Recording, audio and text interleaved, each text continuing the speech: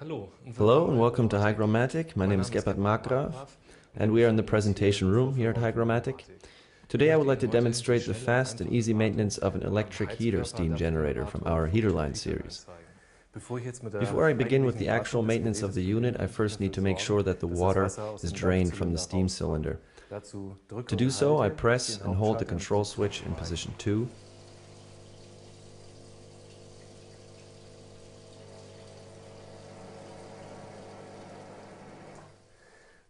After the water is drained, I disconnect the unit from the power supply and secure it against being restarted.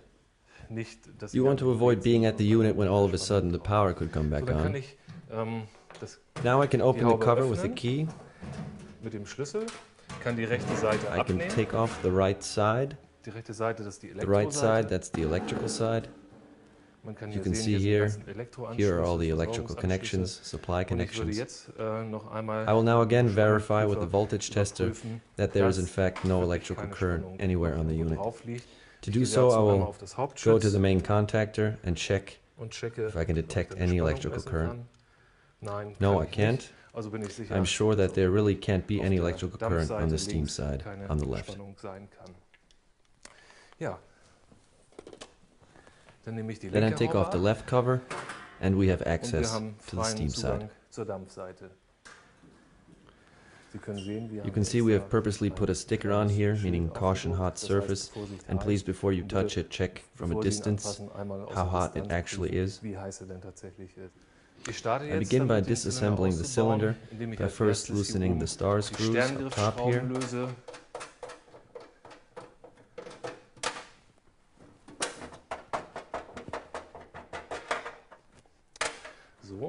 And then here at the steam hose connector, that's the white plastic piece, I pull off the clip, I place it up here at hand, I can reuse that shortly, and now I can already pull off the steam hose adapter together with the hose up at the top and out. I now take the clip again, attach it up here, and then have my hands free so I'm able to handle the cylinder. Next step is to unfasten the cylinder clamping belt, pull off the system connector, then I can disassemble the cylinder with a light twisting motion. I can then take it out. For cylinder maintenance, we open the cylinder on top at the clamping ring.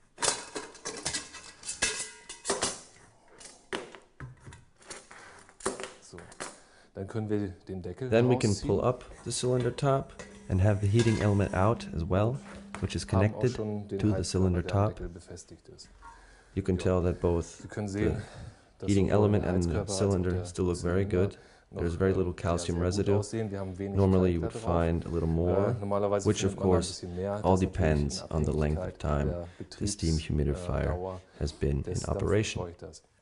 To remove the scale deposits, we would, if there's relatively little calcium residue, take a screwdriver, take the shaft end and moderately tap around on it. The scale deposits will loosen bit by bit and chip off in flakes, and we can continue working at it like that. What you shouldn't do is to try with a knife to scrape around on this to try and get it metallic bright. That would destroy the heating element. Please do not do that.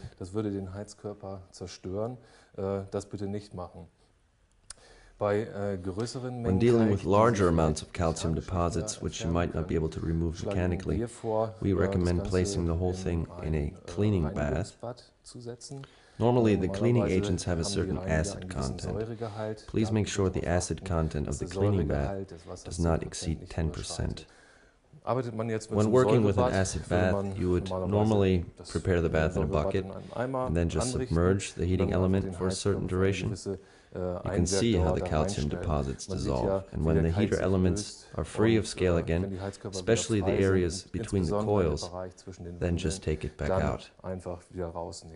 The same applies for the stainless steel steam cylinder. You can first clean it mechanically, which should be enough in most cases. Should the deposits be too tough, you could place the cylinder in a cleaning bath as well. After we have cleaned the cylinder, we reassemble the whole thing. When reassembling, the O-ring should be replaced. In this O-ring set, you will find one black, large O-ring. This O-ring goes up here, in the area where the clamping ring will later clamp together the cylinder to the cover. The small black O-ring is the one that is used up top for the connection to the steam hose adapter. And finally we have a white O-ring, that is the silicone O-ring, which will be used later when the steam cylinder is placed in the base. Okay, I'm going to reassemble this again. To get the O-ring out of the top part, I will simply use a screwdriver and just lever it off, and then take the new O-ring and place it up top here.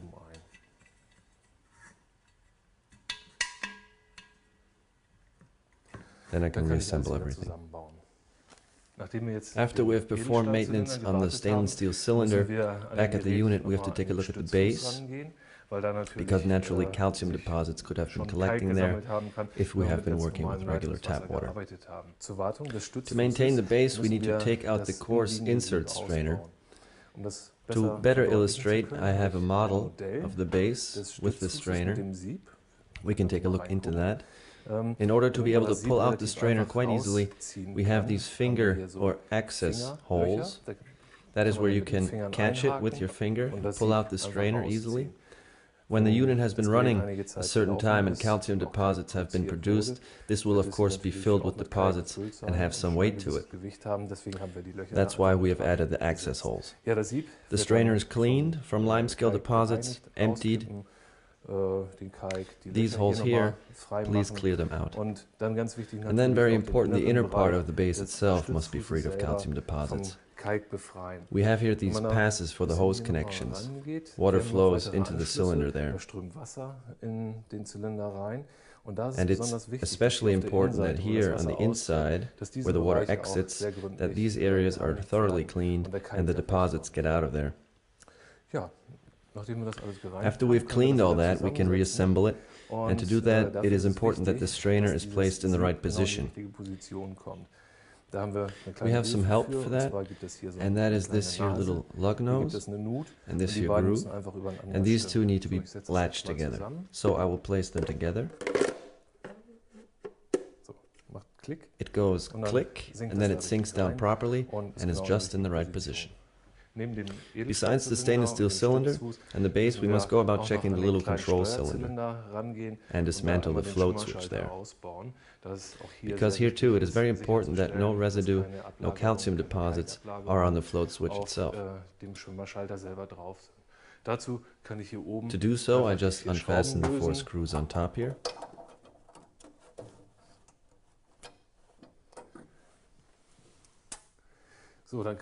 Then I can pull out the float switch. On top here there is only one other small flat seal in between. Here we have the float switch.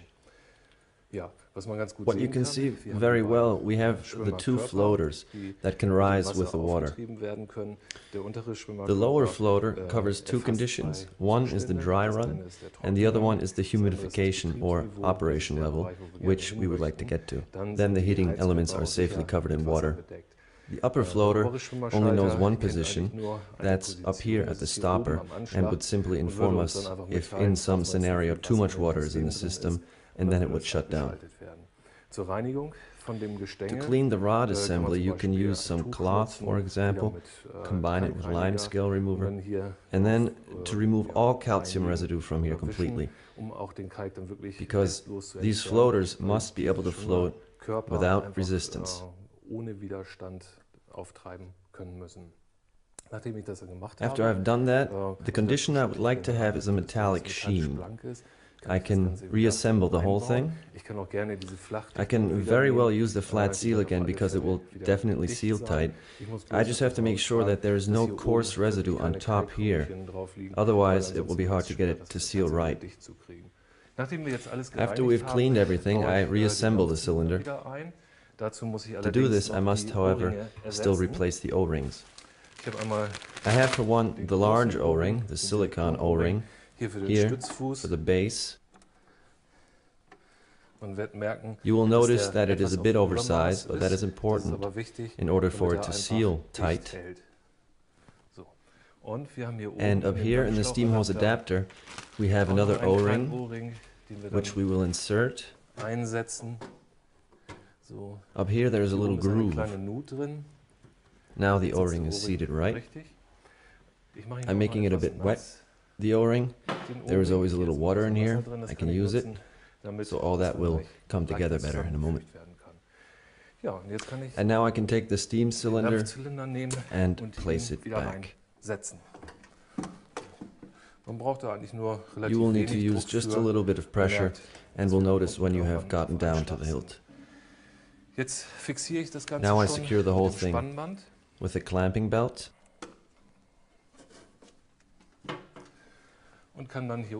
And can then again up at the top connect the steam hose adapter, remove the clip,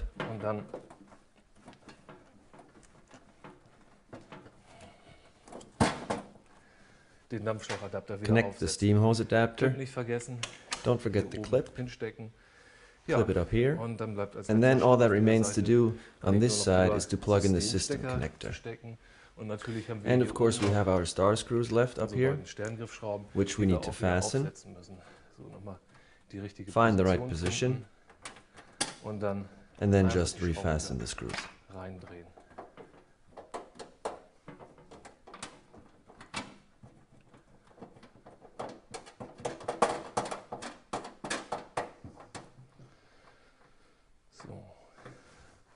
Then I make sure that no hoses are jammed in anywhere, no wires are jammed. Leakage I can't make out at this time. Everything looks to be in order so far. I would now reconnect the power supply, let the unit run a test phase for about 5 to 10 minutes. Just check if there's any leakage anywhere. That would be important to be able to disqualify that. Yes, and now I have waited 5 to 10 minutes. The unit has filled itself with water. We have a request for the unit. It is now producing steam. I monitor during this time if somewhere there is leakage in the lower area. Check the hoses, check the O-rings I've replaced. But it all looks quite okay so far. The unit can operate like this. Finally, please don't forget to put the covers back on. We have live components up in here. It should not be possible that someone can touch it anywhere. Yes, so far that's it.